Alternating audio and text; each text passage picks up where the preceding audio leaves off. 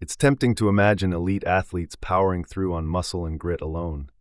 In truth, their real edge is mental.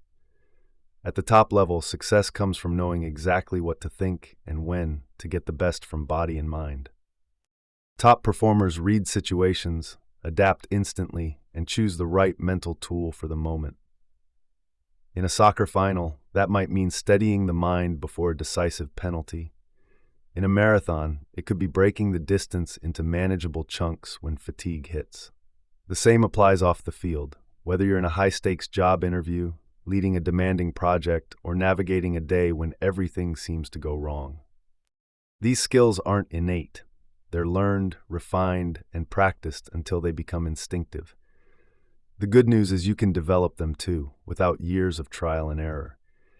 By adopting the mental habits of world-class athletes, you can stay motivated, think clearly, and perform at your best under pressure. Whether you're chasing a finish line, closing a deal, or simply trying to keep going when it would be easier to quit. Ready to equip yourself with the tools that lead high performers to success? Let's get started.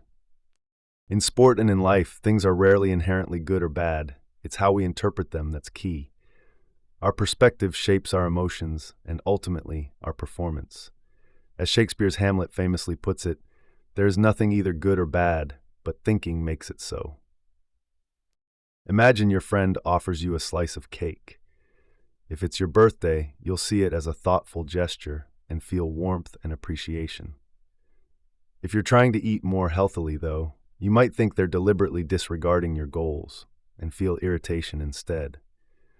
The event is identical. All that's changed is the meaning you assign to it. This same principle applies under pressure. Falling behind late in a match can feel like a devastating failure or an opportunity to show grit, adapt, and surprise the opponent. Many celebrated comebacks have started with exactly that kind of mental shift. The ability to make this shift is called reappraisal, deliberately choosing a more constructive way to view a situation. It isn't about denying reality, but rather finding the perspective that best supports effective action. Neuroimaging studies show that reappraisal reduces activity in the amygdala, the brain's emotional alarm system, while increasing activity in the prefrontal cortex, which is linked to reasoning and planning. This balance produces a calmer, more focused state in which better decisions come more easily. Imagine a professional hockey player before her debut game. If she thinks, "I'll make mistakes," her anxiety will spike and her performance will likely suffer. If she reappraises with, "I've trained hard and earned my place," her nerves may remain, but they become manageable, giving her a better chance to perform well. Reappraisal is a habit that develops with practice. Begin by noticing the automatic thoughts that arise in difficult moments. Write down the situation, your initial thoughts, and the emotions that follow. Then, create alternative interpretations that could lead to more useful emotions. Over time, you'll build a repertoire of responses ready for when the pressure's on. You can also reframe physical signs of stress. A racing heart and sweaty palms don't have to mean panic. They can indicate your body is preparing to perform. NFL kicker Stephen Gostkowski treats pregame nerves as a sign of readiness, not fear. This shift applies beyond sport. In a presentation, an important meeting, or an exam, the circumstances may remain the same, but your performance can change entirely. With practice, stress becomes fuel, doubt becomes determination, and pressure becomes possibility. In the 1990s, Steve Holman was one of the fastest American milers, twice ranked in the world's top 5 and an Olympian in the 1500 meters.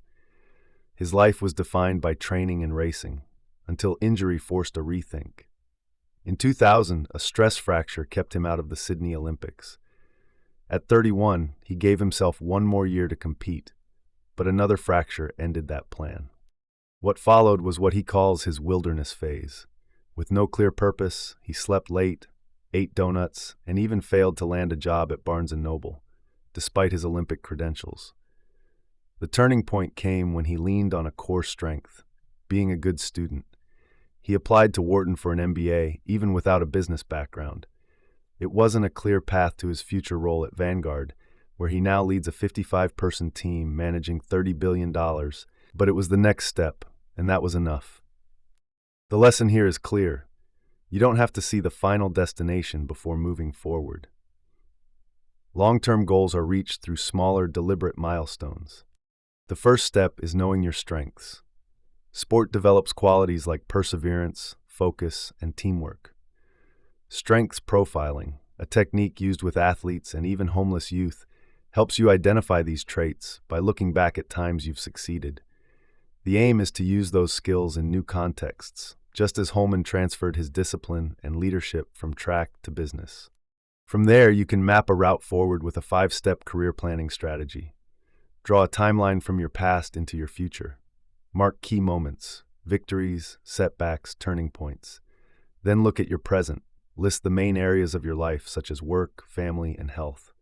Rank each for importance, time spent, and stress. Pie charts often reveal gaps between what matters most and where your energy goes. Next, plot future milestones, what you want to achieve in 1, 3, or 10 years. Identify the stepping stones in between. Analyze your resources, such as skills or support networks, and your barriers, like a lack of knowledge in a field. Finally, ask, what can I do today? For Holman, it was enrolling in business school. For you, it might be joining a club, signing up for a course, or finding a mentor. Small, intentional steps taken with self-awareness turn uncertainty into progress. Over time, they build the bridge from where you are to where you want to be. Fear can be paralyzing. For some, as a number of studies have shown, speaking in public actually triggers more anxiety than the idea of death. The same physiological storm, dry throat, shallow breathing, racing mind, can hit before a job interview, a sports final, or the first day in a new role. At its core, fear often comes from the belief that the demands of a situation outweigh our ability to meet them. Steve Holman, the American miler whose story we touched on earlier, lived this. In 1992, weeks after winning the NCAA 1500-meter title, he made the U.S. Olympic team and was hailed as the next great American miler. But the label wasn't motivating. It felt like a weight. At national championships, he underperformed despite being more accomplished than most competitors. The problem wasn't talent, it was appraisal. Holman saw big races not as exciting challenges, but as threats, tests he might fail in front of the world. The same mental mechanics apply in everyday life. Picture a public speech. On one side of the mental scale are the demands: impress the audience, speak flawlessly. On the other side are your perceived resources, your speaking skills, composure, preparation. When you think the demands outweigh your resources, fear dominates. When you believe you can meet or exceed them, excitement takes over and performance improves. 3 factors tilt that balance. First is your goal focus. Chasing outcome goals, beating rivals or proving others right, often invites threat responses. A better approach is mastery goals. Improving against your own standards, learning skills, and focusing on controllable actions. In a race, that might mean concentrating on pace and form instead of your competitor's position. In a presentation, it could be aiming to deliver your key points clearly rather than dazzling the crowd. Second is your sense of control. Dwelling on what you can't control, judges' opinions or opponents' tactics, fuels anxiety. Focusing on what you can control, your preparation, mindset, and execution, boosts calm and clarity. Third is your self-belief. Confidence can't be faked. It comes from consistent preparation and practice. Holman eventually used the mental tools he'd honed in sport to succeed in a new career at Vanguard. Early on, he felt cautious and unsure, but as his skills and familiarity grew, so did his belief, and with it, his performance. Fear doesn't disappear, but reframing it as a challenge shifts your body and mind into a state that supports rather than sabotages you. Whether you're stepping up to a start line, a stage, or a new opportunity, the key is to adjust your goals, control what you can, and build belief through work. The demands stay the same. Your response changes everything. We all talk to ourselves. Sometimes it's automatic chatter that pops up without warning. Thoughts like, I can't do this, or this is too hard. Other times it's deliberate. A pep talk before a big moment, or a quick reminder to focus on what matters. That inner voice, known as self-talk, can be the difference between giving up and pushing through. In sport, self-talk tends to be either motivational or instructional. Motivational statements build belief and effort. Think I've got this, or let's go. Instructional self-talk is more like a mental cue. Stay relaxed in a tennis serve, or lock in before a football snap. NFL wide receiver Randall Cobb has been heard on the sidelines asking himself, who do you want to be? Do you want to be great? Before gathering his focus with short, sharp instructions. The benefits aren't just feel-good theory. In a study at Bangor University, cyclists who were trained to use personalized motivational phrases like feeling good early in the ride and push through this in the tough final minutes lasted 18% longer before exhaustion than those who had no self-talk strategy. Without it, performance stayed flat or even dipped. The marathon is another testing ground. Research shows runners often hit a psychological wall around mile 20 when the urge to stop is strongest. In one study, runners trained to counter that low point with statements like, "Stay calm, you will do it," and "You'll be proud if you finish," recorded faster times than equally fatigued runners without self-talk training. The negative thoughts were still there, but the prepared inner voice acted as a buffer. It's worth noting that not all negative self-talk is bad. Telling yourself, "That's not good enough," might light a competitive fire. What matters is how you interpret the message. If it spurs you to dig deeper, it can be useful. If it drains you, it's time to reframe it into something that fuels action. Changing your self-talk takes practice. First, notice the unhelpful phrases that surface under pressure. Then replace them with words that keep you engaged in the task, either motivational, "I can do this," or instructional, "smooth and steady." Personalization matters. Generic phrases won't stick when the going gets brutal. Your brain responds best to statements you've chosen and rehearsed. The same approach can help in a job interview, a tough meeting, or a long project. So, the next time you feel yourself faltering, try speaking to yourself like a great coach would. Clear, focused, and with belief. The right words, repeated at the right time, can carry you further than you think. There are moments, in sport as in life, when quitting feels inevitable. The pain is sharp, the road ahead looks impossibly long, and the mind is busy writing reasons to stop. And truth be told, sometimes stopping is the right choice. Other times, that urge to quit robs you of the satisfaction and growth that comes from pushing through. The trick is knowing which is which. One way to decide is the decisional balance tool. Draw a page with 4 quadrants. Top left, benefits of quitting. Think more time for family or freeing energy for other goals. Top right, costs of quitting. That could be frustration, lost momentum, or regret. Bottom left, benefits of continuing. For example, pride, mastery, future rewards.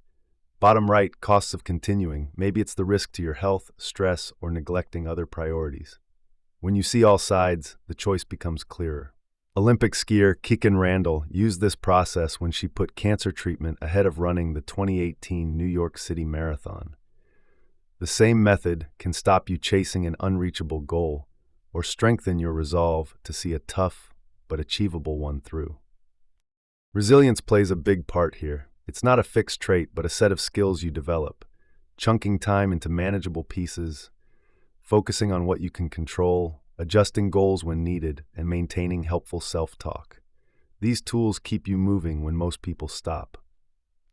Alvina Begay, a 2-time Olympic marathon trials qualifier and dietitian on the Navajo Nation, used those same skills during one of the toughest stretches of her life. When COVID-19 hit, her community faced huge challenges. No running water for a third of households, widespread diabetes and obesity, and close-knit cultural practices that made distancing difficult. Misinformation and overconfidence added to the problem. Begay's platform as an elite runner gave her influence, and she chose to use it. She reframed public health measures in terms her community valued, linking them to the tradition of rising early to run toward the east, caring for body and mind, and building strength through hard effort. Her message was simple: don't quit on the measures that save lives. Then came a personal blow: her father's stroke, with him hospitalized hours away. Drawing on her athlete's mindset, she reminded her family to focus on small wins, a sign of progress in his recovery, a day without new losses. In her words, "Things are bad, but there's still plenty to be grateful for." Whether you're in a race, a crisis, or a drawn-out struggle, the decision to keep going or step away deserves thought, not impulse. Use the decisional balance to weigh the costs and benefits. If you choose to continue, lean on resilient skills. They won't make the journey painless, but they'll give you the strength to take the next step.